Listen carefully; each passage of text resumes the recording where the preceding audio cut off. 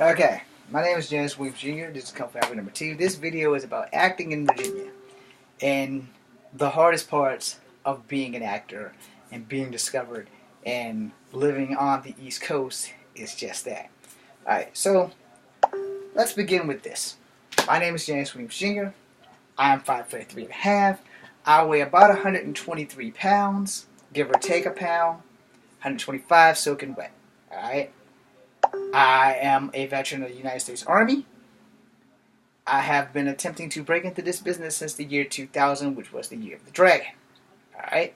I have made at least 3 independent films.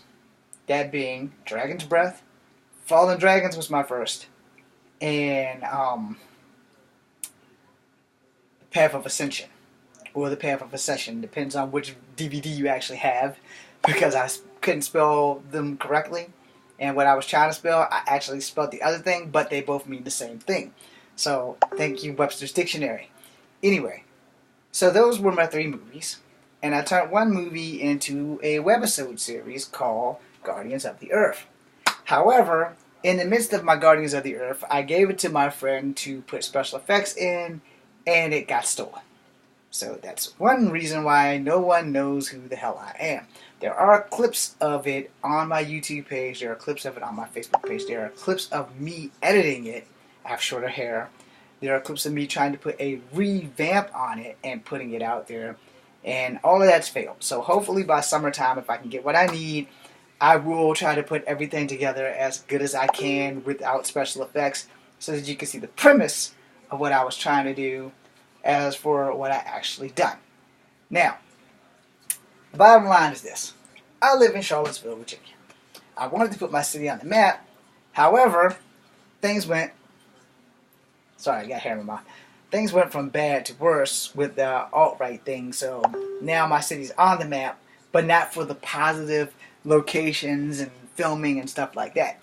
Now we're on the map because our city finally overexploded with a bunch of racist stuff. Okay? That's neither here or there. We're going to get off of that and get back onto what this video is about. This video is about acting. Back in 2000, a studio came to Virginia with the promise of Hollywood East. Granted, they have failed to deliver, or if they have delivered, they didn't advertise enough for me to get wind.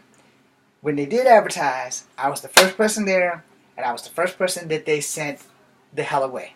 Because I was not a member of the person who runs the place's family. I was not a member of SAG because I had never heard of SAG. As an independent filmmaker, it would behoove you to understand what SAG is. SAG is the Screen Actors Guild. Now you know what it is. SAG, Screen Actors Guild. I didn't know what it was at the time. I'm still not a member of SAG because I looked into the prices. I can't afford SAG. I don't make any money.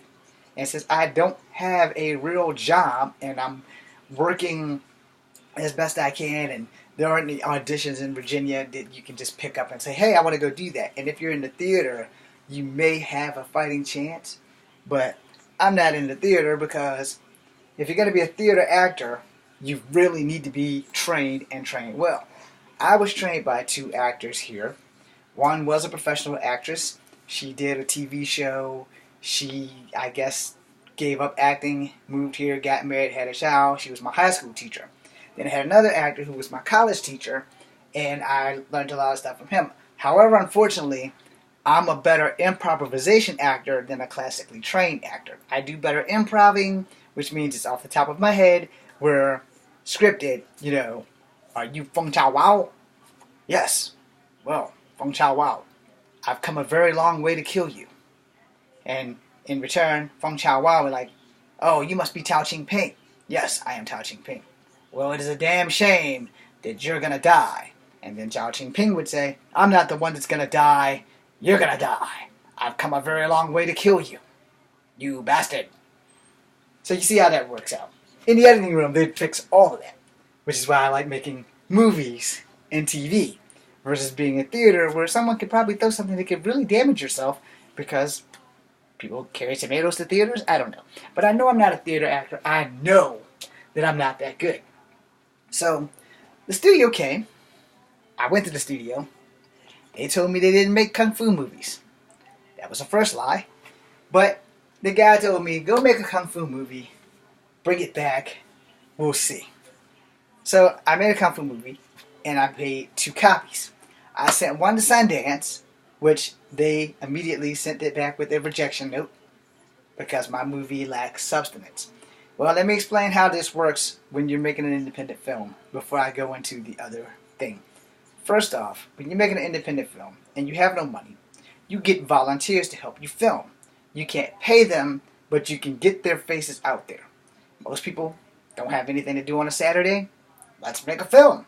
So they volunteered. Until I got kidney stones, everything was going great. Then I got kidney stones and screwed up everything. But anyway, so we make the film. I give it to them. I save it to Sundance. Sundance responded immediately. That studio never gave me back my film. It was Fallen Dragons. And I never got a reprieve of anything. Now, to the people who helped me make that movie, I thank you and I apologize because I have failed you epically. That's on me. But I did go everywhere I could with it. I didn't take it to Screen Gems because I didn't know if they still existed. I think they still exist, so I'm not going to swear to that. But they will be my next stop because clearly working in Virginia has not been an option for me. Now at 45, I'm a lot different. I'm probably mature but still angry versus 23-year-old James and 27-year-old James who's just angry. You know, and the thing is, none of it had to happen because, you know, Hollywood East. At the time that the studio came here, my father is in bad health. My mom's health isn't much better. And I'm not famous, so I know that no airline in the world is going to bump somebody out of their seat because one of my parents is ill and maybe dying to shift me on a plane and fly me all the way from California back to Virginia. And the problem with that is really simple. If I'm going to push burgers and we have a studio here, then I might as well just stay here and push burgers until the studio says, okay, we want you. Well, that dream never happened. So, I lost my girlfriend and joined the army. And now I have a new hip. Alright, so that's that in a nutshell. Now the studio here, you know, when I went there, I gave them the movie. They reviewed the movie. I called them. Yeah, son, your movie sucks. We don't do kung fu movies. Click. Called them right back. Because before I made the movie, the day I was there with my father, trying to get a job there, I asked, can I be a writer? Can I be a director? Can I be a stuntman? Can I be the cook in the kitchen? Can I wash the dishes? Can I sweep the damn floor? And I pretty much got the finger. No, we won't hire you for any of that. So I'm like, well, what can I do? That's when he said, go make a movie and bring it back. So I went and made a movie. And here's the thing about that. Had I had the 14 plus 1 people that I need, the movie would have been great. The problem was, 1, I didn't have money. 2, I couldn't get a bad girl to be in the movie, to play the bad girl, to fight the girls. So the girls had to only have that 2 fight scenes. So thank you to the Bowie sisters. And thank you to all the gentlemen in the movie. So I put a lot together, a couple of editing mistakes. If you're not a trained eye, you won't notice them. But, you know, I did everything I could to make the damn thing substantial. And I thought that it could have been better, and it would have been better had I had the 7 bad guys and the 7 good guys and a free-for-all brawl with 2 cameras, 1 wide shot, 1 close shot. However, that's not what I got. I had 7 people, so we had to have 3 bad guys and 4 good guys. And that almost would have worked out in my favor, but I also couldn't find a girl for the love interest, and I couldn't do a lot of other stuff. So when my next project came, The Dragon's Breath, I had a girl who was supposed to be my love interest. She knew martial arts, but she let family issues get in the way. Now, I'm not mad at her. Hello, G. I'm not going to give you her name, but, you know, she waited until the day we started filming to quit. We had a rehearsal. Rehearsal didn't go as well because I didn't think anybody would show up, and then when it showed up, you know, the main stars showed up. And thank you also, Mr. Lee. Still working at it, sir. Hopefully you will forgive me for failing you epically, Mr. Hector Lee. So I'm busting my ass, and we're making this film. But before we got a rehearsal in, the day after rehearsal was the day before we are gonna film. So I said to them, on rehearsal, like, most of this is probably gonna be improv. Anything you're not comfortable with, we won't shoot. There are ways to fake a kiss on camera because the story is really simple. Boy meets girl, boy loves girl, boy has a frenemy, and they both have an enemy. Mr. Lee's character was a friend of the grandfather of the main guy, which was me, who brought me the dragon's breath. The dragon's breath is to be stolen by a tyrant who wants to drink the dragon's breath, etc., etc. I'm not giving you any more because somebody might make my movie, and then they'll be rich and I'll be poor, even though you heard it here first on YouTube. And the movie does exist, but it kind of got destroyed because the person who was supposed to run special effects in my last stuff, his shed fell on it and smashed everything up. So I don't know where the footage is to that. So that kind of is a missing in action film. So that being said, also made all this stuff before I even knew about YouTube, so that was a problem. And I had just got a MySpace. So that should tell you guys how screwed up I am behind the times. Anyway, I never thought that MySpace would lose to Facebook because I was never going to get a Facebook, and then everybody got Facebook, and MySpace is now just music. Since I can't sing, that's not really an option, but there you go. I think I do have another MySpace, but I won't swear to it because I can't remember anything. But anyway, which is another reason why I do improvising, because I can't remember anything. I had concussions when I was a child. So I went through that, and it's the thing that I love to do. I love being in front of the camera. I love making movies, but the hardest part of being an actor is actually getting the chance to act. To know what you can do, to be seen, to be heard, to be loved by the people of the world, and that just wasn't going to happen, right? Which is why I failed epically, because the harder I tried, the worse things got. So when I made my series, we had it perfect, which is why every time I post a video and I bring that up, I tell whoever has it in Alabama that's sitting on their desk in a hard drive, just mail that shit back. James Williams Jr., 512 Rougemont Avenue, Charlottesville, Virginia, 22902. Just mail me my damn hard drive back. It's not that difficult. Now, with that, I also read the police report, so, I'm pretty sure that somebody in Alabama has it. And I just want it back. I don't want to press charges. Just give me back my footage. Moving on. So, I've been through a lot with making films, and the only reason why I never attempted to go out to California was because we have a studio here. And if you're in the business of making movies, it should not matter if it's a kung fu movie, a scary movie, a science fiction movie, because that thing up there has a bunch of discs with a bunch of stories on it, and I'm ready to go. The problem is, no one wants to make movies. Or at least they don't want to make movies with me in them. That's the only way I can look at it, so it's obviously racist towards me. Now, all my heroes in the movie, which I play, are multicultural or biracial, because I am multicultural. And we exist. It's not just The Rock and Tiger Woods. There are more of us out here, but those are the guys that you notice the most. And me and The Rock's only a year apart in age. So, I'm figuring, hey man, look, I want to make movies. Let's do this. And when they make the movies, they just give them all to The Rock. No offense, Rock. I love The Rock. But I'm just making a statement on this is how this works. When the promise of Hollywood East came, I was the first one at the door to get there, and I was the first one that they gave the boot to. Now, that being, I wasn't a member of the owner's family. I wasn't a member of SAG. And maybe, just maybe, they didn't think I was black either. But I'm not just black. I'm also Native American. I'm also white.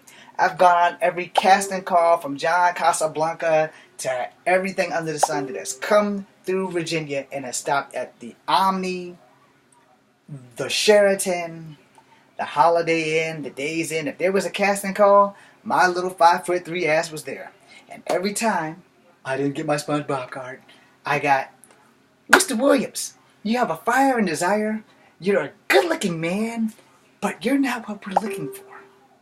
Thank God for the guy at the Omni, which is why I stopped going to casting calls, because he straight up told me the truth. For once, one person in the industry told me the truth. Mr. Williams, You probably are a great actor. You're probably a really good actor. You probably can sing and dance too.